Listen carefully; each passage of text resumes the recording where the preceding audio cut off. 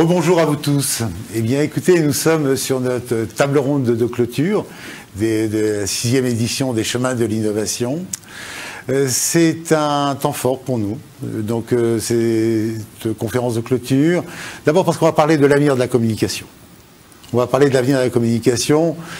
Et puis, j'ai le plaisir d'accueillir à mes côtés Élise Ginoux, qui va se présenter. J'ai bien sûr le plaisir que vous connaissez bien Nathalie Rassoin, notre écosystème connaît bien Nathalie Rassoin, et puis Anaïs Armand de Mano Mano, donc également qui va se présenter. Et c'était aussi un vrai plaisir de vous avoir, Anaïs. Roland André, qui saura nous parler de la souveraineté numérique, qui ne pouvait pas se faire sans parler de l'avenir de la communication, nous commentera sa vision également sur ce sujet. Pour commencer, ma chère Nathalie, on a décidé que c'est toi qui jouerais le rôle d'animateur à ma place ce soir et que moi je serais simplement en support. Pour autant, je voulais, avant que tu prennes la parole, faire part d'un ouvrage que tu as écrit, qui est un ouvrage, et j'invite tout notre public ici présent de le regarder avec attention, qui est un caillou dans la chaussure, et qui, je pense, parle assez bien du thème que nous voulons évoquer ce soir, qui est l'avenir de la communication. J'ai fini cette parenthèse, donc maintenant je vais vous laisser à chacune d'entre vous, et après, Roland, tu termineras, vous présenter, et peut-être répondre à une des questions qui était celle du fil rouge de toute la journée, c'est la communication, moteur de la relance économique. C'est un élément qui est pour nous déterminant au sein de notre filière, qui est, comme vous le savez toutes, donc effectivement très impacté aujourd'hui. On a besoin de redonner confiance, on a besoin effectivement de reprendre langue avec ses publics, on a besoin, parce que à la fois les marques qui ne communiquent plus sont parfois en situation difficile, l'histoire nous l'a démontré et montré, hein, d'une part, et d'autre part parce qu'on est face à une filière de la communication qui est en très grande souffrance actuellement, et il est important également qu'elle sente qu'aujourd'hui, on doit s'inscrire, et il faut qu'on fasse avec volonté, réalisme, on n'est pas naïf, hein, mais effectivement, et là j'aimerais bien aussi avoir en quelques mots votre vision de chacune d'entre vous, et je te laisserai également témoigner, Roland, bien entendu, sur ce sujet-là. Élise ? Bonjour à tous, donc Élise Ginoux, directrice des affaires publiques, de la communication et de la RSE pour Generali France. Membre du COMEX, à titre personnel ça n'a pas d'intérêt, mais c'est que la fonction est bien autour de la table du COMEX.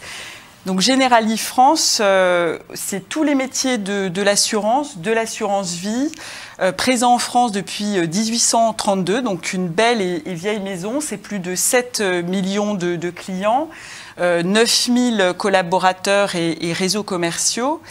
Cette thématique communication moteur de la relance, on s'inscrit parfaitement dedans parce que déjà l'assurance et l'assurance vie sont ceinture de sécurité de l'économie, amortisseur de la crise et très clairement levier et moteur de la relance, notamment à travers nos actions de financement, d'investissement et d'assurance vie. Donc très clairement, en tant que communicante d'un acteur de l'assurance, on s'inscrit dans cette dynamique pour être moteur de la relance. Merci Élise. Anaïs, bonjour. Allez à nous. Bonjour à tous, enchantée. Anaïs Armand, je suis en charge de la communication de la marque et des médias chez Mano Mano. Mano Mano, c'est 7 ans et demi aujourd'hui. On est présent dans 6 pays. C'est une marketplace spécialisée dans le DIY, donc dans l'aménagement de la maison et le jardin. Pour nous,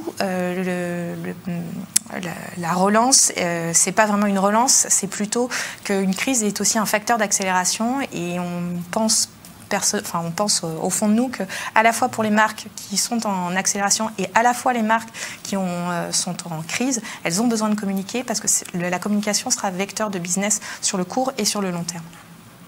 Roland, est-ce que tu m'entends ? Oui, très bien. Bonjour à tous. Donc, je suis Roland André, je suis directeur général adjoint d'Ocapost. Ocapost, c'est la filiale numérique de la Poste.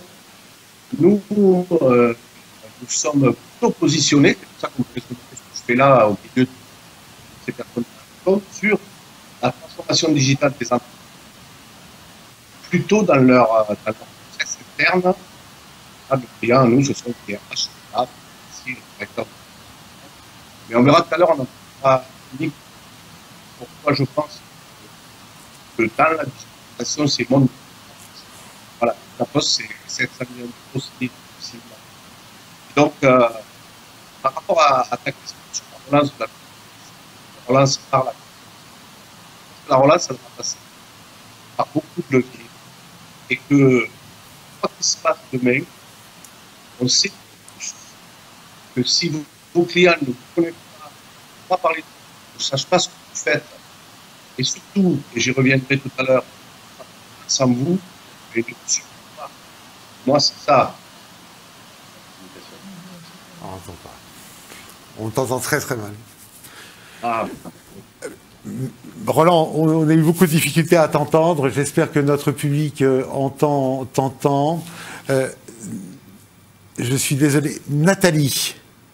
Alors, donc, moi, je suis conseil en communication. J'ai longtemps été présidente d'Ogilvy. Aujourd'hui, je suis senior advisor de WPP et j'ai une société de conseil à moi. Et alors, je vais essayer de répondre. Pour moi, la communication, en fait, va être clé. Mais je dirais, il n'y a pas que la relance. Donc, je vais donner 3 thèmes, en fait. Et ça m'intéressera d'ailleurs, parce que ce qui est amusant, c'est qu'entre Generali et Mano Mano, on a 2 entreprises d'une génération, j'allais dire, totalement différente, et qui pensent quand même aussi que la communication est facteur de la relance. Donc, bon, je pense que c'est facteur de la relance classiquement, puisque classiquement, on a toujours démontré qu'1 euro en communication, c'était 7 euros en chiffre d'affaires. Alors, après, suivant les études. Donc ça, c'est, j'allais dire, une relance mécanique. Mais c'est aussi facteur de la transformation, parce que la communication est porteuse de messages. Et aujourd'hui, ce moment extrêmement particulier que nous vivons révèle des tendances de changement qui ne s'arrêteront pas. Donc on ne va pas revenir en arrière une fois qu'on sera tous vaccinés. Et donc la communication sera importante aux marques pour montrer qu'elles se sont transformées ou qu'elles ont compris les besoins et, j'allais dire, dans certains cas, les diktats aussi des consommateurs sur la manière de se comporter en tant que marque. Puis moi, je rajouterais une chose, c'est que la communication, en fait, est porteuse de l'idée qu'une marque ou une entreprise fait bêtement partie du futur. Parce que communiquer, c'est avoir confiance en son futur. Or, aujourd'hui, on voit bien que, c'est assez frappant, dans beaucoup d'études, les gens vous décrivent qu'il y a d'énormes changements et que donc il y aura des gens, il y aura des entreprises, il y aura des marques qui feront partie de leur futur et d'autres qui n'y arriveront pas. Et pour moi, communiquer, c'est aussi montrer qu'on veut faire partie de ce futur. Et donc, en ça, c'est un acte, non pas d'optimisme, c'est un acte d'investissement, en fait, sur sa propre entreprise et sur sa propre marque. Donc oui, relance, mais derrière relance, transformation. Et derrière transformation, cette idée qu'on veut faire partie du futur, en fait. Alors, lorsque nous avons préparé cette table ronde, et j'ai eu à échanger avec toi, puisque vous n'êtes pas là que par hasard, puisqu'on avait beaucoup parlé avec Nathalie, parce qu'on voulait vraiment avoir une table ronde sur ce sujet qui nous apporte de l'inspiration, des valeurs vraies. Et vous êtes un peu le résultat de nos échanges si vous êtes là. Et merci encore d'avoir accepté donc, de participer. Merci à toi, mon ami Roland, bien entendu, si tu m'entends. Je t'entends, Dominique. Vous m'entendez mieux, là? Oui, là, on t'entend mieux. Parce que j'aimerais bien qu'on arrive à te reprendre, parce que je sais qu'on a beaucoup de choses à partager. Du coup, j'ai mis un casque, ce sera... Oui, ça sera plus facile. Alors, lorsqu'on a eu à échanger avec Nathalie, et on va vous passer la parole, Anaïs, m'a dit, tu sais, Dominique, j'avais présenté un certain nombre de réflexions sur certaines licornes, certains acteurs du numérique, des pure players, qui sont nés récemment et qui émergent. Et avec cette force qu'on avait pu comprendre, qui était de dire, ils partent de la page blanche. Alors, est-ce que c'est vraiment une page blanche? Complètement. Déjà, parce qu'en fait, c'était un secteur qui n'était pas digitalisé du tout quand on s'est lancé il y a 7 ans. Donc personne ne nous attendait et personne ne se disait qu'il y avait un vrai marché, alors que c'est un marché à 200 milliards en Europe. Donc on partait de la page blanche et ensuite on est donc un pure player digital qui s'est construit sur de l'acquisition et sur des mécaniques de digital de performance. Et du coup, la marque, c'est pas forcément la première chose dans laquelle on investit.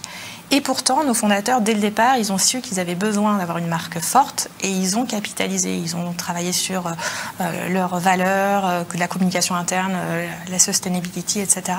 Et ils n'ont pas investi en investissement, on va dire, en euros trébuchants en télé. Ça, c'était quelque chose qui était très difficile à obtenir et qui a vraiment démarré cette année. On a vraiment fait un switch.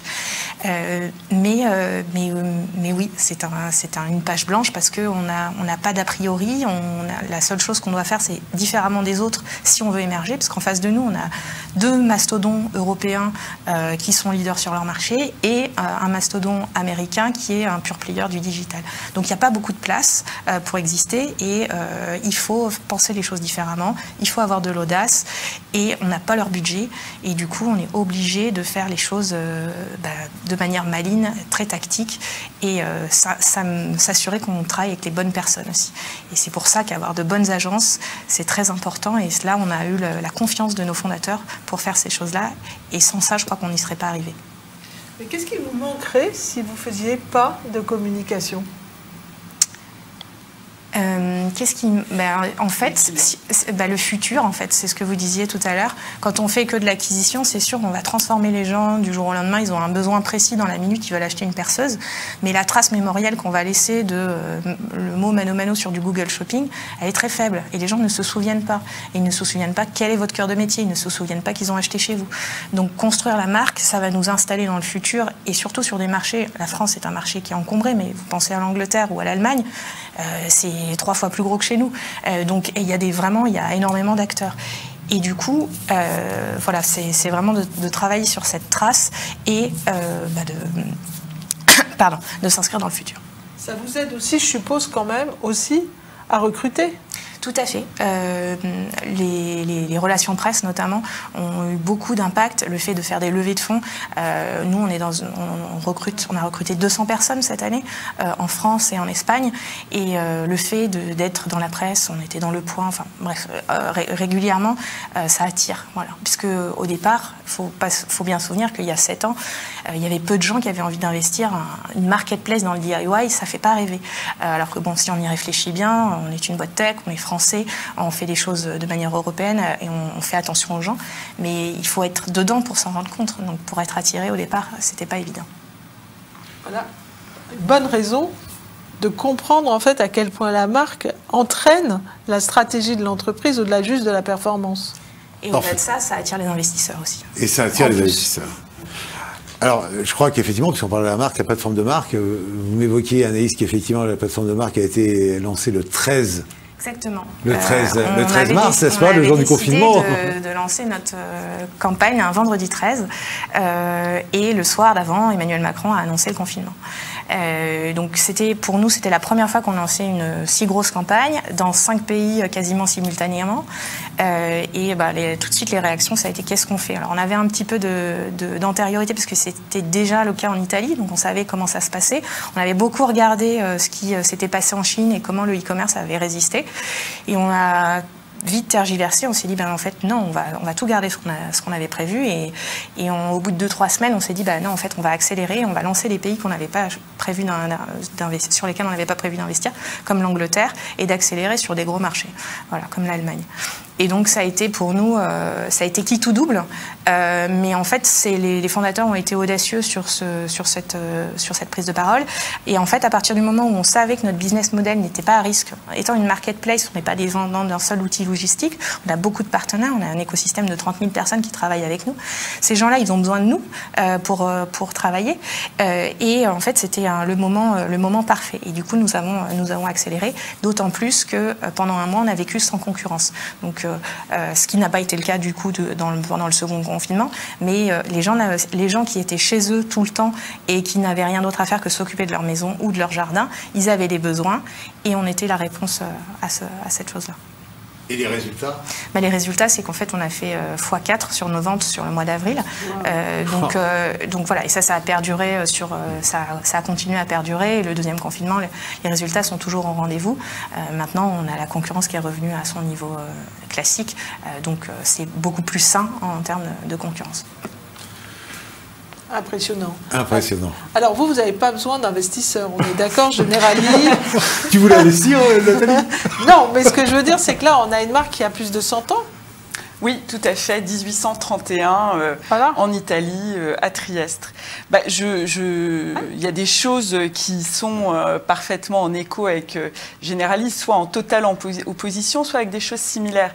Generali, c'est une vieille maison italienne. En Italie, on dit que dans chaque maison en Italie, il y a un crucifix et un contrat Generali. Donc c'est vraiment hyper installé. Il n'y a pas besoin de travailler la trace mémorielle, le awareness, la réputation, etc. C'est au top. C'est aussi le cas en Europe de l'Est, en Allemagne, parce que très vite, l'entreprise a aussi été très présente sur ces marchés-là.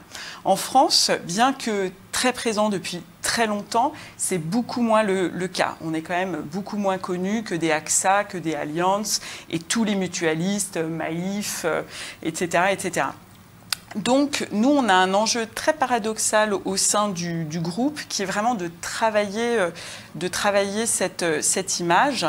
Et donc, l'année 2020, pour nous, elle a été très paradoxale parce que si Mano Mano part d'une page blanche, en tout cas, le secteur assurantiel ne part pas d'une page blanche et les a priori sont très nombreux et en général à l'encontre de ce secteur. Donc, il y a énormément d'a priori. C'est un secteur qui est mal aimé, puisque par définition, quand vous faites appel à votre assureur, vous avez les pieds dans la boue, le toit dans l'arbre ou l'arbre dans le toit. Enfin bon, bref, c'est que c'est jamais lié ou rarement lié à une situation heureuse, etc.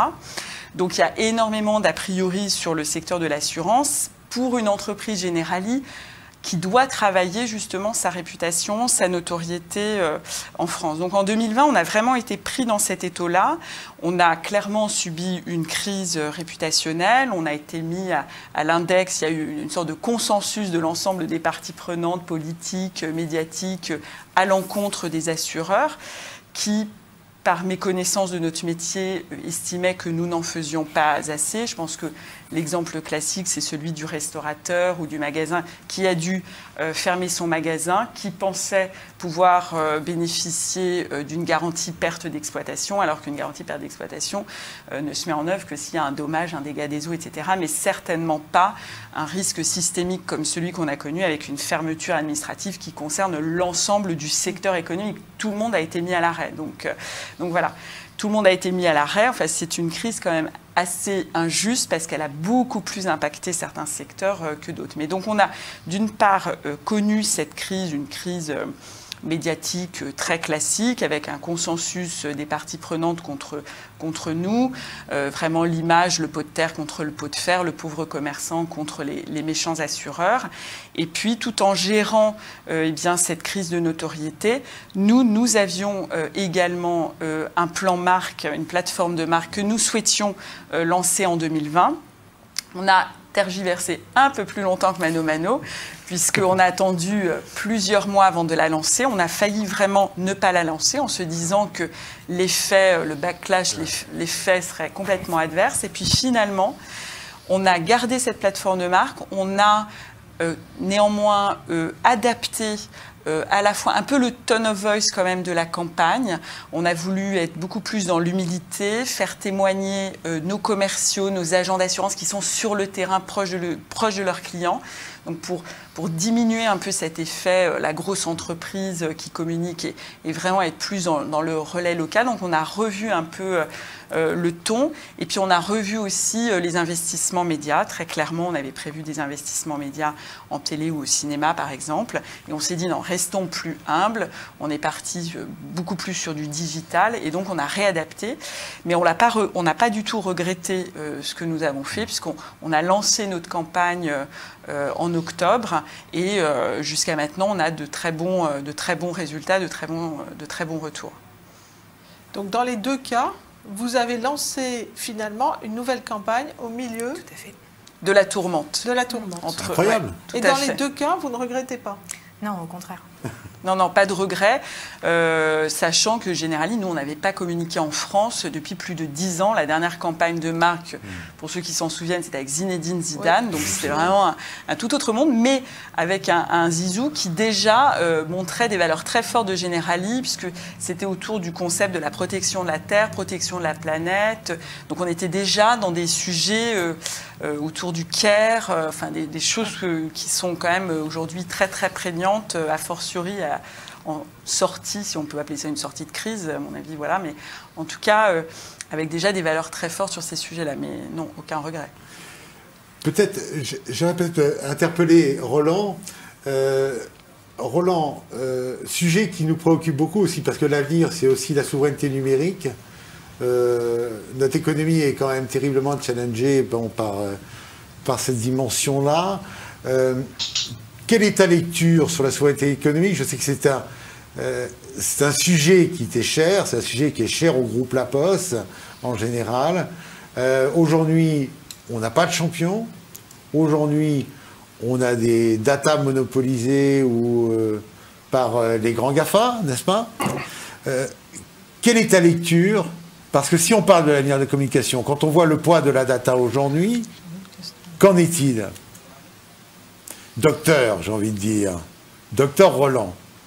Alors déjà, là j'espère que vous m'entendez mieux, on monte en ancienneté, puisque la Poste, ça date de 2011.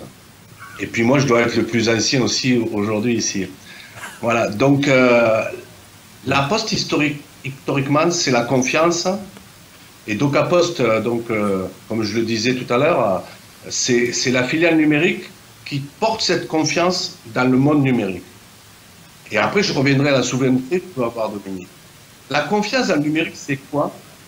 C'est qu'aujourd'hui, on se rend compte que les relations entre une entreprise, ses salariés, ses clients, ses fournisseurs, historiquement se faisaient en papier ou face à face, ont besoin d'avoir des acteurs qui garantissent cette confiance.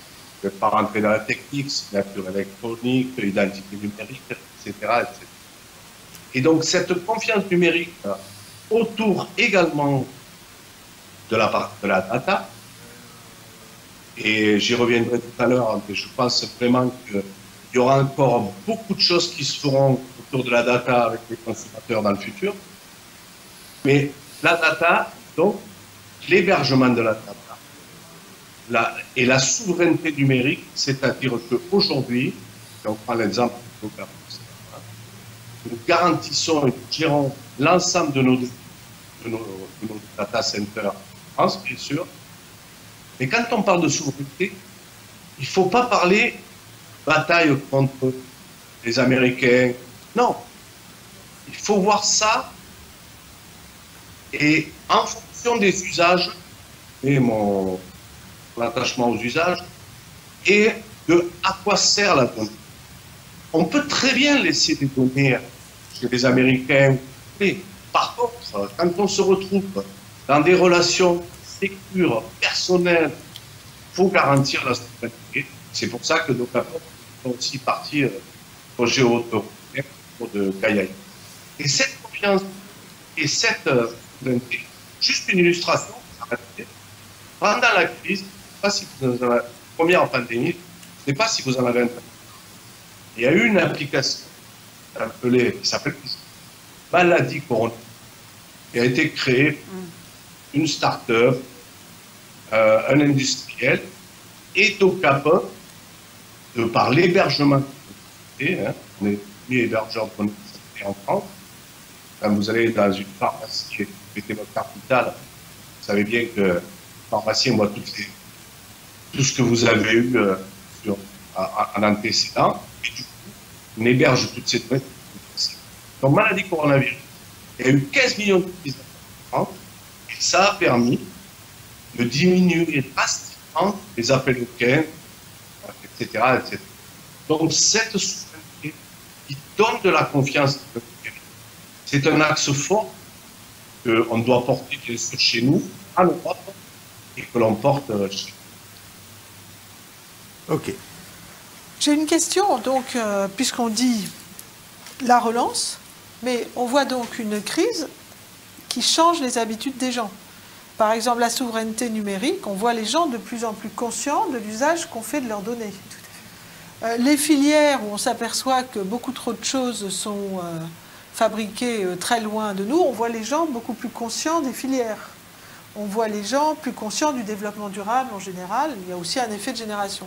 Donc, communiquer, oui, mais est-ce que, quand on sortira, encore une fois, de ce moment qui est un peu un moment de sidération pour tout le monde, surtout que là, on se parle à la veille d'un 3e confinement possible, hein, donc on est bien dedans, mais quand on sortira de là, est-ce que chacun d'entre vous, vous pensez qu'il y a soit des thèmes qui feront partie d'une communication nouvelle, soit des canaux qui feront partie d'une communication nouvelle?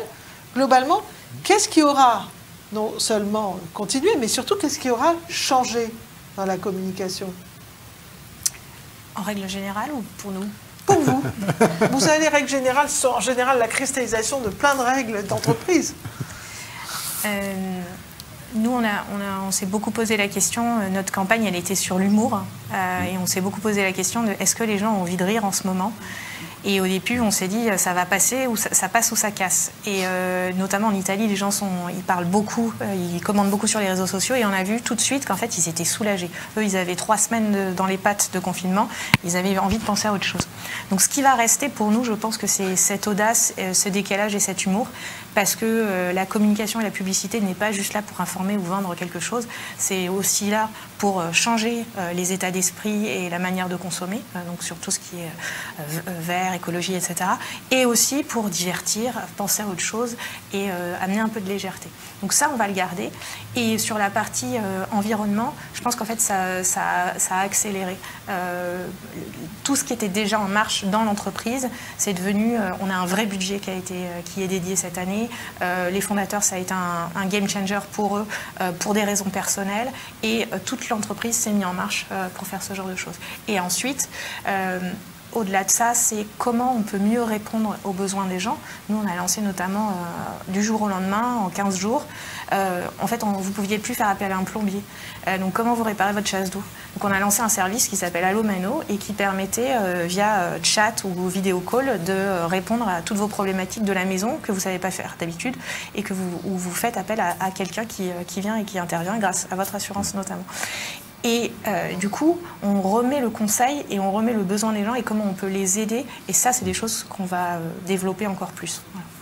Donc finalement, des choses très liées aux bénéfices, beaucoup de services, des choses très concrètes. Et qu'est-ce que vous allez faire de la donnée des gens?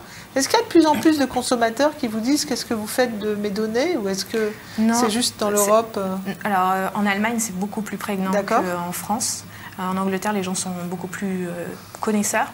Mais sur la souveraineté européenne des data, il y a quelque chose qui est important, c'est que c'est important de construire des champions européens. Aujourd'hui, nous, on a un concurrent chinois et un concurrent américain. Eux, ils ont des terrains de jeu qui sont à l'échelle d'un continent. Si nous, on est fort, notamment en acquisition ou sur nos algorithmes, uniquement sur la France, on ne pourra pas survivre. On a besoin de l'ensemble du territoire européen pour avoir des algorithmes qui s'entraînent et qui peuvent lutter contre des algorithmes qui sont sur le terrain américain ou sur les milliards de Chinois. Donc, c'est très important aussi de se dire que ces datas-là, elles permettent aussi aux entreprises françaises et aux entreprises européennes d'avoir un futur qui est plus vert. Merci Anaïs. Roland, excuse-moi, je te réinterpelle. Est-ce que ça te fait réagir? Alors, moi, donc, sur la partie data, pour rester là-dessus, il y a des phénomènes qui sont en train de se passer, quelques signaux faibles, qui font que, et je vais illustrer ça sur le domaine de la santé, le consentement, mais alors pas le consentement au sens, je dis oui aux cookies, hein, le consentement éclairé du consommateur va changer dans les années à venir beaucoup de choses. Je donne l'exemple sur la santé parce qu'aujourd'hui, la relation qu'ont les consommateurs avec leurs données de santé est certainement celle qu'ils auront dans quelques années avec l'ensemble de leurs données. Et quand on prend la donnée de santé, eh ben, les consommateurs ont très peur qu'elle soit divulguée. On a commencé à travailler pour la digitalisation des hôpitaux sur du consentement éclairé, qui veut dire très clairement non seulement un enregistrement, un suivi, mais une vérification que c'est bien la bonne plateforme, etc. Et donc, pour moi, ce consentement, les technologies, elles existent toutes, blockchain, etc., c'est pas ça le sujet. Demain, je suis persuadé, le consommateur, il va avoir besoin d'un garant.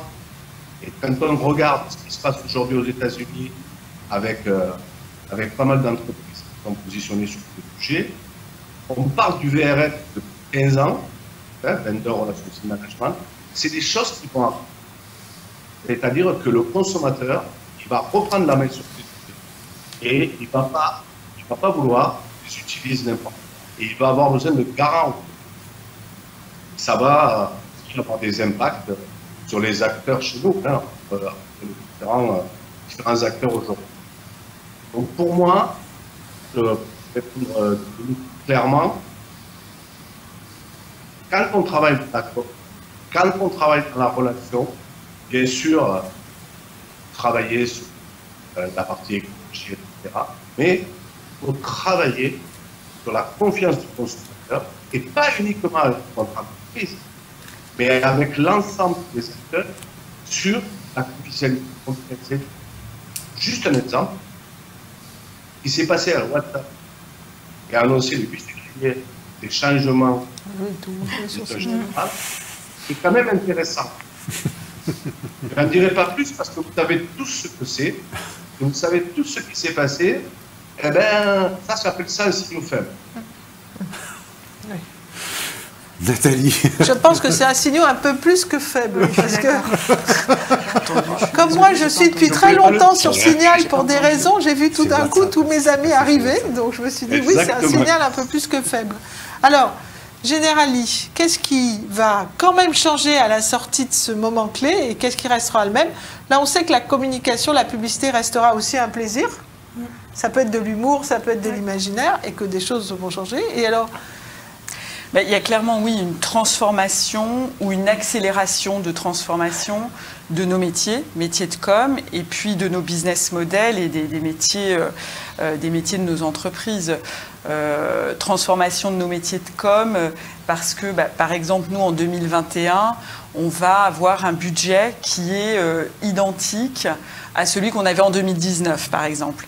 Donc ça, je crois que c'est plutôt positif, parce qu'en 2020, il a fallu refaire quelques arbitrages, mais en tout cas, très clairement, en 2021, on repart sur une base très saine, sans compter, par-dessus ça, on top of it, le plan marque, la plateforme de marque. Donc très clairement, on investit beaucoup plus et on a un budget beaucoup plus important.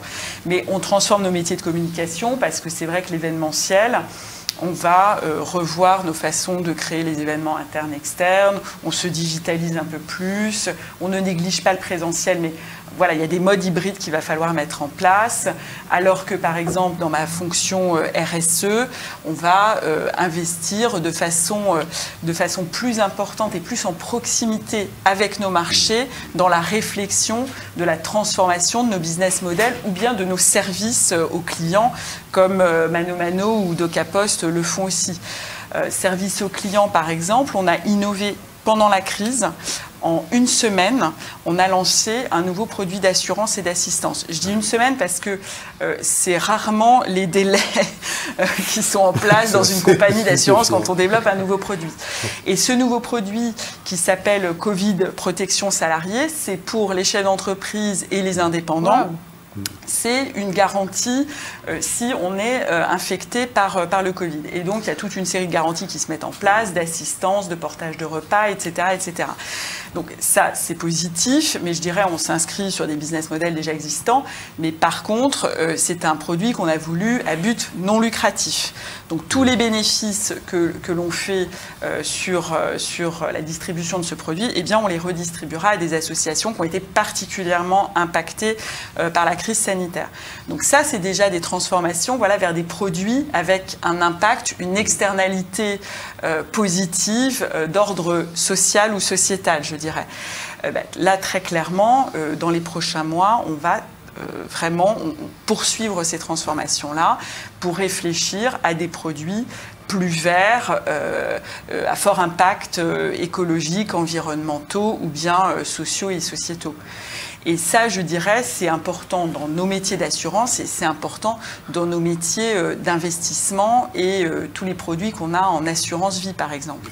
Et là, on est clairement aussi dans une dynamique très positive quand on disait communication, levier de la relance, communication et assurance, levier de la relance, puisqu'on sait que les Français ont épargné, il y a 90 milliards de surplus d'épargne en 2020. 90 milliards. Là, ma voisine est super contente. Alors, elle est super contente et c'est tant mieux parce ça, c'est que des clients en plus. À un moment donné, tant mieux parce que tant mieux pour eux. À un moment donné, et tant mieux pour les entreprises parce qu'à un moment donné, ce surplus d'épargne, il va falloir soit le dépenser clairement en actes de consommation, soit le sortir des livrets A ou des comptes courants et le placer vers des produits qui sont clairement tirés vers l'investissement réel. Et là aussi, on voit une inflexion. Les gens veulent aujourd'hui avoir des produits d'épargne qui font du sens, soit pour eux, soit parce qu'ils veulent ensuite, dans le cadre d'une succession, que leurs enfants ou leurs petits-enfants en bénéficient. Et là aussi, on voit très clairement une appétence des consommateurs pour des produits d'épargne plus responsables. Et ça, c'est très positif, parce que ces 90 milliards d'euros, on peut les comparer aux 100 milliards d'euros du plan de relance annoncé par Bruno Le Maire sur 2 ans. Donc là, très clairement, on a de l'argent qui peut être réinjecté dans l'économie réelle, dans les TPE, les PME, les ETI, mano-mano qui cherchent des investisseurs, etc. Et bien là, les assureurs peuvent jouer tout leur rôle. Et là, à nous aussi de créer des produits qui vont vers l'économie réelle, mais aussi avec, là encore, des impacts, c'est tout ce qui est investissement socialement responsable, les produits ESG, etc. Des produits vraiment à impact positif. Là, on y croit, on a une conviction très très forte sur ces sujets-là. Donc chaque fois finalement que vous allez mettre en place de nouveaux services, de nouveaux produits, vous communiquerez dessus. Ça aussi, c'est la communication. Du coup, exactement, on a un cercle vertueux parce que cette épargne responsable, ces investissements responsables, c'est quand même un peu complexe. Hein. Donc ça demande de la pédagogie financière, de la communication opérationnelle, de la communication marketing, former nos réseaux de distribution et puis communiquer auprès de nos clients finaux. Donc tout ça, ça va forcément, je dirais, être vertueux pour tout ce qui est communication, qui est plus que jamais nécessaire. Alors en vous écoutant toutes les deux, j'ai quand même une question. Parce que je vois que vous dites une chose que j'aurais même pas cru croyable, c'est-à-dire la capacité à sortir un produit en 1 semaine. Quand on pense à tous les actuaires qui calculent des choses. Tout à fait. Bon. Et vous dites, finalement, on a accéléré, on a pris un risque, hein, vous l'avez dit, on a pris un risque, mais comment vous allez faire quand les choses redeviendront normales pour conserver ce sentiment de fraîcheur, de risque, de rapidité en communication? Parce que là, finalement, vous nous expliquez que la période a créé une capacité à aller vite, à prendre des risques, à investir, voilà. Comment vous allez faire pour que ça continue avec... Parce que la communication, c'est bien aussi quand ça...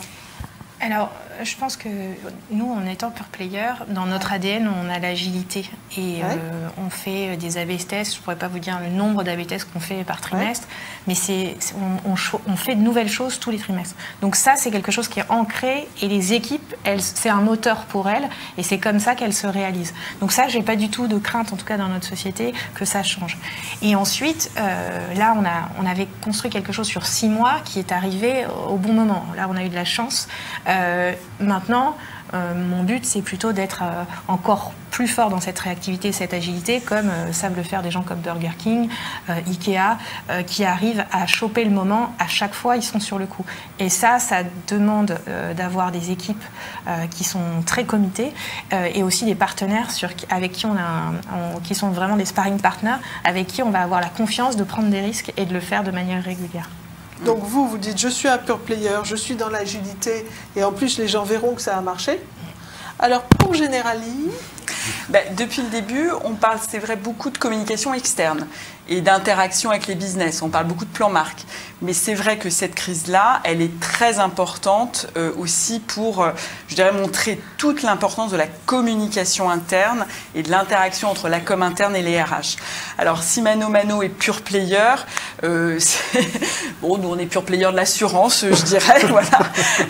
On a été quand même les premiers à avoir les partenaires bancaires sur Internet, ING, Boursorama, tout ça, derrière, c'est nous en marque blanche, et les premiers sur Minitel également, je tiens à le dire quand même. Minitel, c'était la boîte, là. Oui, le petit machin qui faisait beaucoup de bruit et qui était un peu lent. Mais donc, la communication interne et l'interaction avec les RH, là, on travaille énormément ensemble pour travailler sur nous ce qu'on appelle un plan New Ways of Working. C'est une nouvelle façon de travailler test and learn, agilité, mode agile, etc. Oui, vous allez faire des échanges, vous envoyer les uns pourquoi chez pas, les autres. très bien, des échanges de bonnes pratiques, Voilà. parce qu'effectivement, il faut qu'on travaille sur des modes plus avec des sprints raccourcis. Et cette crise, c'est une formidable opportunité d'avoir démontré aux équipes, on en est capable, on sait le faire. Poursuivons cette simplification, cette agilité, sachons prendre les raccourcis quand c'est nécessaire. Et là, la com interne a besoin de budget également. Alors, parle-nous un peu de l'humain. Alors, c'est un livre qui a été fait au début de la pandémie et puis on l'a repris au milieu parce qu'en fait, c'est un livre très simple. Sur une base, c'est que 70% des rapprochements ou des fusions-acquisitions ratent. Donc c'est quand même beaucoup. Or, en général, beaucoup de gens mettent une énorme rationalité dans tout ça. Et donc, si ça rate, c'est qu'ils doivent rater un facteur. Et nous, notre idée, c'est qu'aujourd'hui, dans la stratégie, le facteur humain est beaucoup trop pris comme une conséquence ou une mise en œuvre et pas assez comme une pensée stratégique qui doit faire partie de la stratégie en amont. Voilà. Donc, on a raconté des histoires de tout ce qu'on avait vécu en tant que conseil. Il y a un chapitre entier que moi j'aime bien parce que je l'ai vu souvent sur les biais cognitifs. Et en fait, je crois qu'en tant que communicant et en tant que conseil, c'est un livre sur le fait qu'il faut aimer l'irrationalité et pas essayer de croire qu'il n'y en a pas. Et il y a aussi un point qui est important, c'est que cette volonté du consommateur d'assumer un certain nombre de choses fait qu'il y a de nouvelles responsabilités pour les marques, qui sont d'ailleurs de nouvelles raisons de communiquer. Mais on croit effectivement qu'aujourd'hui, les marques doivent se rapprocher de la société et qu'elles ne peuvent pas faire l'impasse sur un certain nombre de thèmes. Alors, on en a parlé de beaucoup là, en moins d'une heure, mais il y en a d'autres, sachant effectivement que la responsabilité éthique sur l'usage de la technologie en fait partie.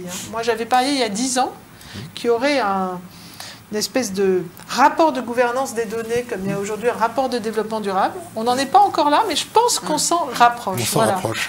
Et tout ça doit être communiqué. Donc moi, je suis très confiante sur le fait que la communication, quand elle est au service d'une transformation, est absolument indispensable.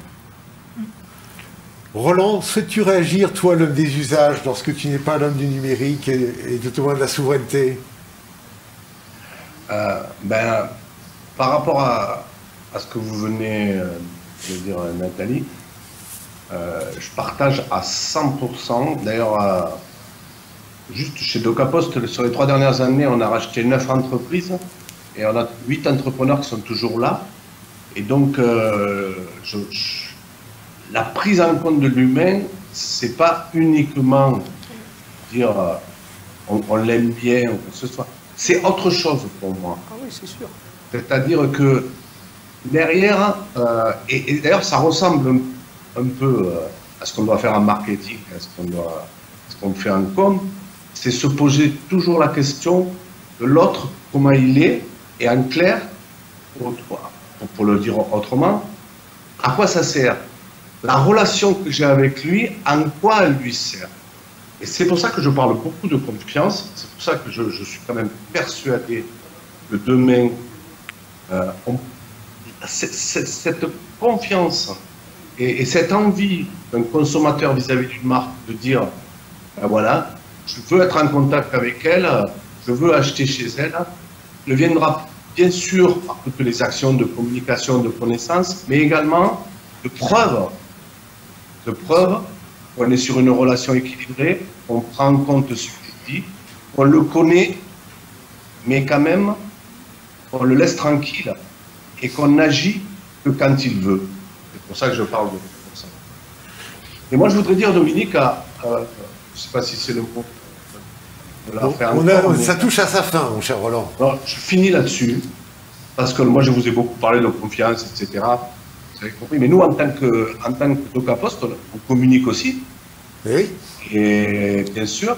Et moi, je voudrais avoir une pensée toute particulière. Tout le monde a souffert là, pendant cette crise sur les gens qui... Sur l'événementiel. Quand je parlais dans le monde de la... Sur l'événementiel. Nous, on continue à faire des événements. Il y a des gens qui ont vraiment réagi, qui ont inventé des choses. Et je trouve ça admirable. Je vais leur lancer un petit chapeau. Merci Roland.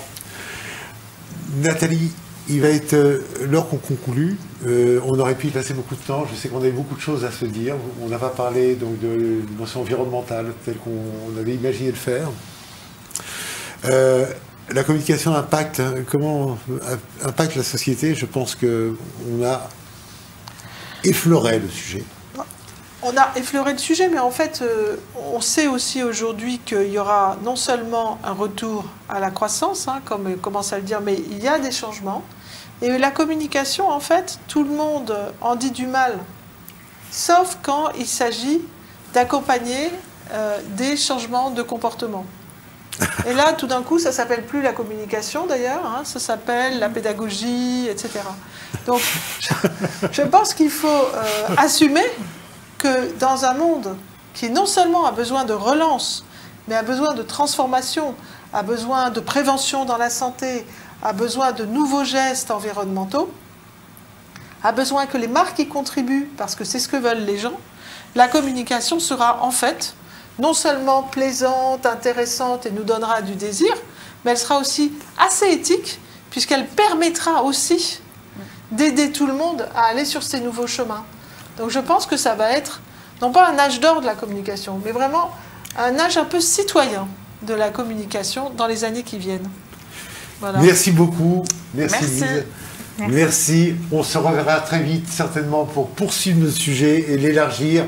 Merci à toi, Roland. Donc, à ta licence. Merci à notre public d'avoir été si nombreux présents. Je viendrai faire la conclusion d'ici une vingtaine de minutes de cette journée, un peu marathon. Et restez fidèles jusqu'au bout. On a encore plein de choses à vous raconter.